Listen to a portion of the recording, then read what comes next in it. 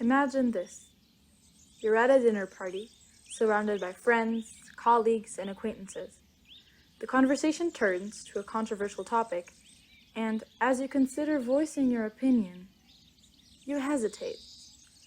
Not because you're unsure of your stance, but because you fear what might happen if your viewpoint does not align with everyone else's.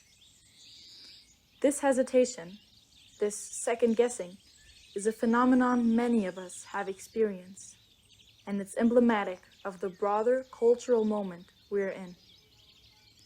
Cancel culture is a term that evokes strong feelings on all sides, a practice that's become as ambiguous as it is divisive. And today, I'm inviting you to join me to explore a critical question. Does cancel culture impede free speech? This isn't about taking sides.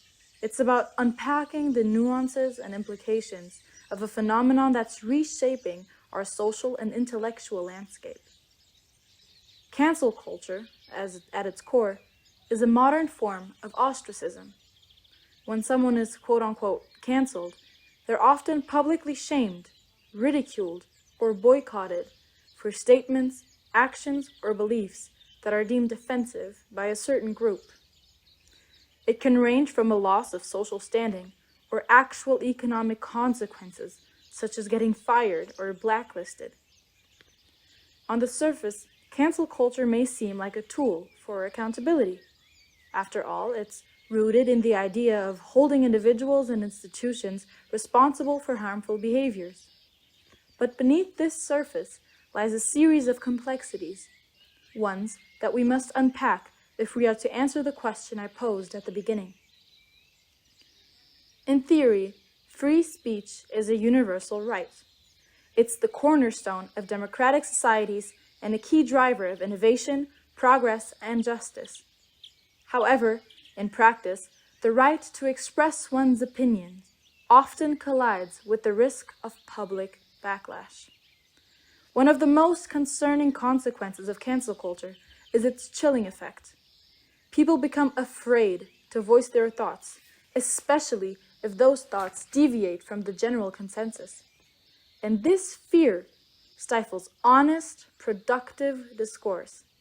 Instead of encouraging diverse perspectives, it fosters conformity and self-censorship. Consider this. When individuals know that sharing an unpopular opinion could result in social exile, are they truly free to speak their minds? Or does the risk of cancellation create invisible boundaries around what is, quote-unquote, acceptable to say?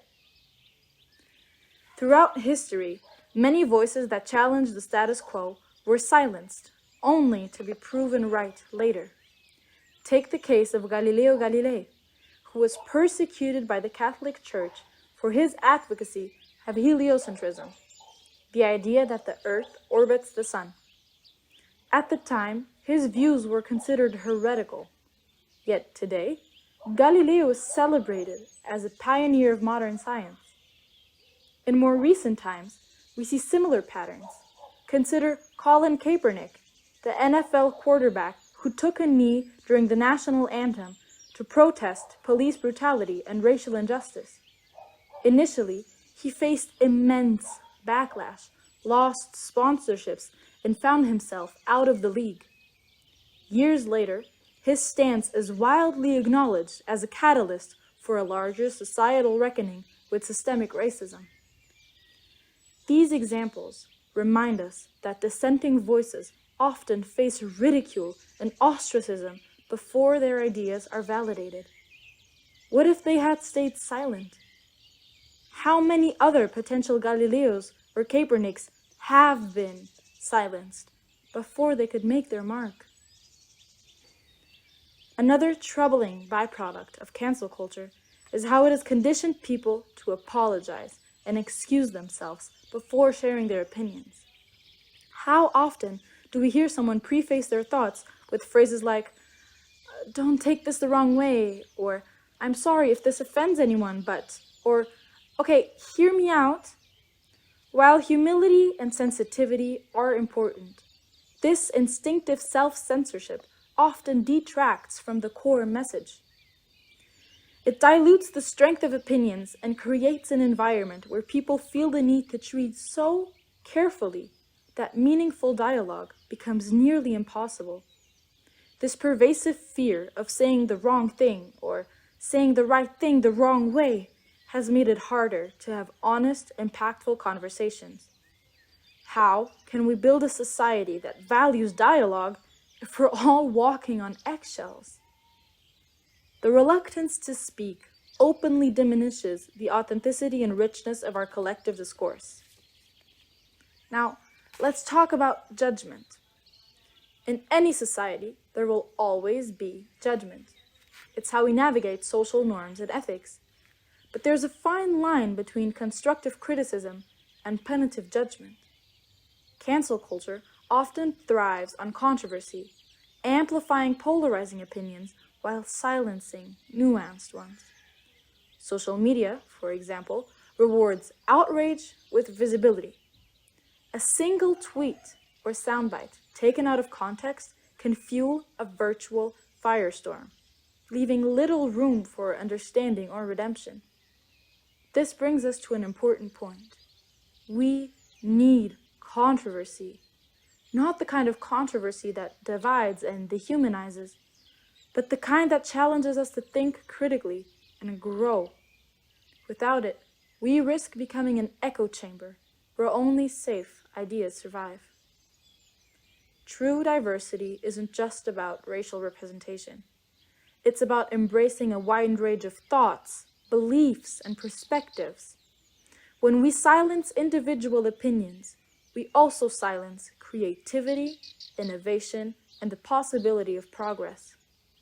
Think of the suffragettes who were vilified for advocating women's rights to vote, or Martin Luther King Jr., who was condemned by many during his time for his civil rights activism. Their courage to stand by their convictions, even in the face of ridicule, reminds us why individual opinions matter. They force us to question, to learn, and to evolve. Now, let me be clear. Accountability is important. It's how we address harm and ensure justice. But accountability must be rooted in fairness and context. Cancel culture, on the other hand, often blurs the line between accountability and mob mentality. When we reduce complex, nuanced individuals to their worst moments, we deny them the opportunity to grow. Redemption and forgiveness are integral to any healthy society. Without them, we're left with a culture that punishes mistakes without offering paths for reconciliation. So, how do we reimagine the conversation? How do we move forward? How do we strike a balance between holding people accountable and fostering a culture of open dialogue? Life isn't black and white, and neither are most issues. We must resist the urge to oversimplify complex situations and instead embrace the gray areas where real understanding happens. We need to encourage nuance. Before condemning someone, we should seek to understand their intentions, context, and capacity for growth. Empathy does not excuse harm, but it does pave way for constructive solutions. We need to promote empathy. We need to create spaces where differing opinions are not just tolerated, but valued. Healthy disagreement is the foundation of innovation and democracy. We need to celebrate dissent.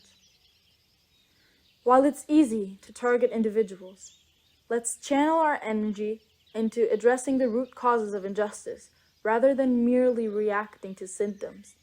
Systemic change is often what's truly needed. Let's focus on systems, not just individuals. As I conclude, I want to leave you all with this thought. The strength of a society lies not in its uniformity, but in its ability to embrace complexity. Cancel culture, with all its good intentions, has the potential to undermine the very values it seeks to uphold if left unchecked. Let us strive to be both the person at the dinner party who speaks with clarity and conviction, without apology or hesitation, and the one who listens with an open mind and a willingness to understand.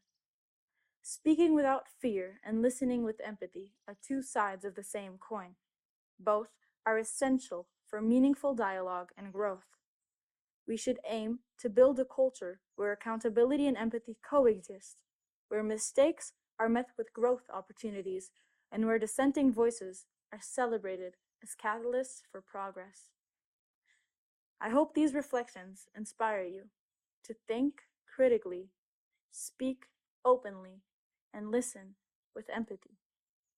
Together, we can create a society that values dialogue over division and progress over perfection. Thank you.